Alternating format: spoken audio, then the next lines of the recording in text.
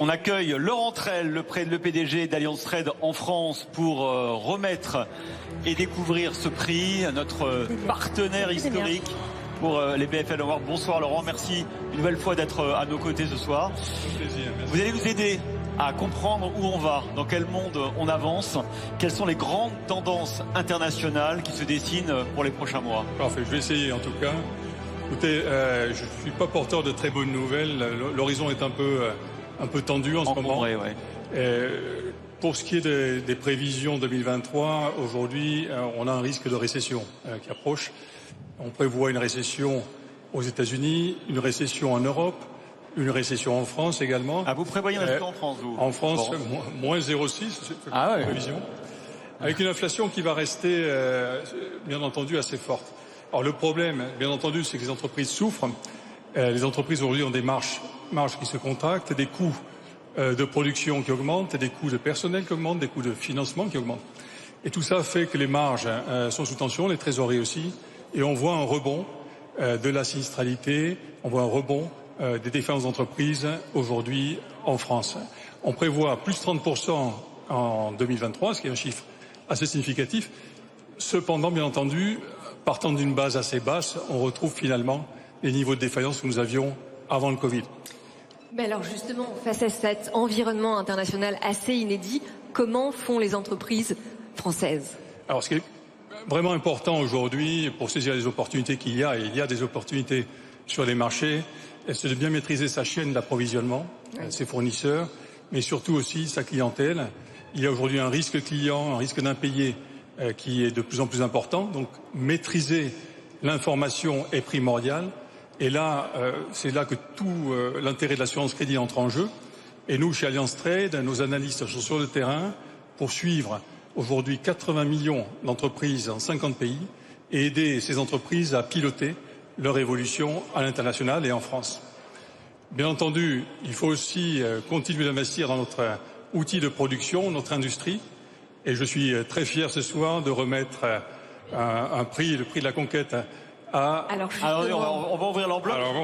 Juste quand même, parce que vous nous plombez un peu l'ambiance en démarrage de soirée. Il faut quand même dire que jusqu'à présent, toutes les prévisions les plus pessimistes ont été démenties. Au fur et à mesure, et tant mieux, le chiffre de l'emploi encore en France au troisième trimestre qui a été publié ce matin par l'INSEE est meilleur que prévu. Toutes les entreprises qu'on reçoit publient en général des trimestriels supérieur aux attentes.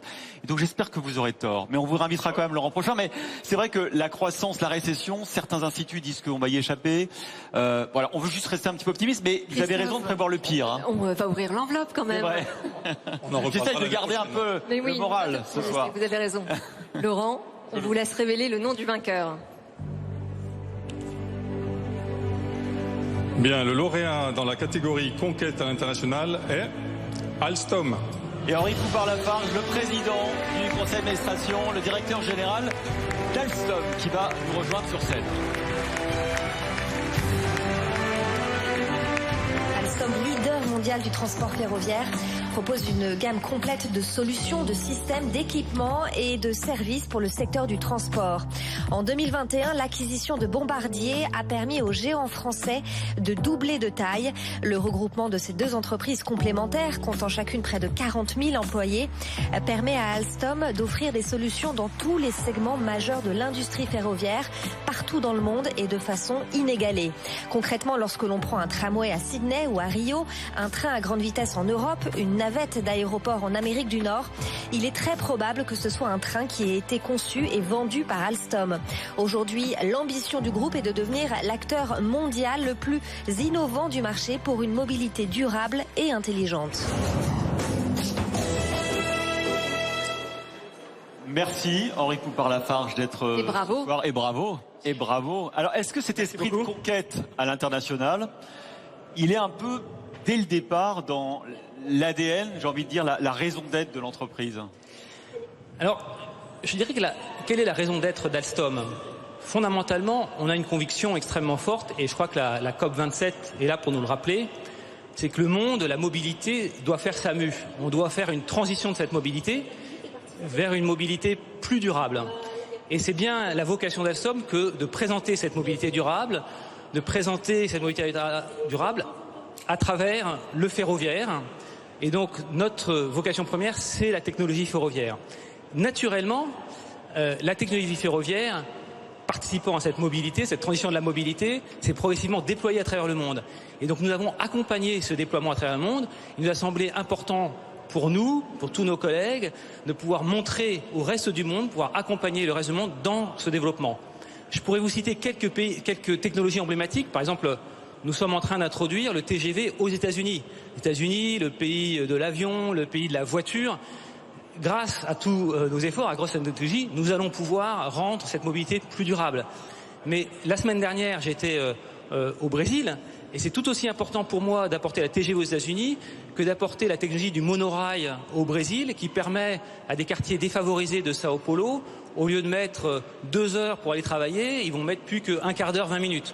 Donc l'impact positif de nos solutions se déploie bien sûr non seulement en France, mais à travers le monde. Alors comme on est en tout petit comité, est-ce que vous accepteriez de nous partager une recette secrète justement pour la conquête à l'international?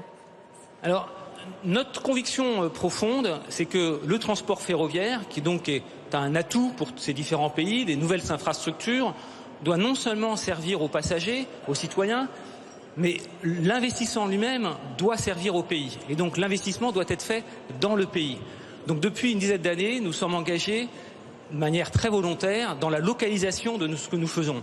Et je parlais un petit peu de l'émotion qu'on peut ressentir en voyant le monorail. On ressent le même type d'émotion quand nous sommes en Inde et qu'en quelques années, nous sommes passés de 0 à 10 000 employés en Inde, et la fierté de nos usines indiennes de pouvoir fabriquer les métros pour l'Inde et à tous les opérateurs de pouvoir rentrer chez eux et d'expliquer à leurs enfants que grâce à eux, ils ont un métro. Donc la localisation est très importante. Elle est importante également pour être au plus près des défis des différents pays. Tous les pays n'ont pas exactement les mêmes défis. Je citerai un autre exemple. L'hydrogène est né d'abord en Allemagne.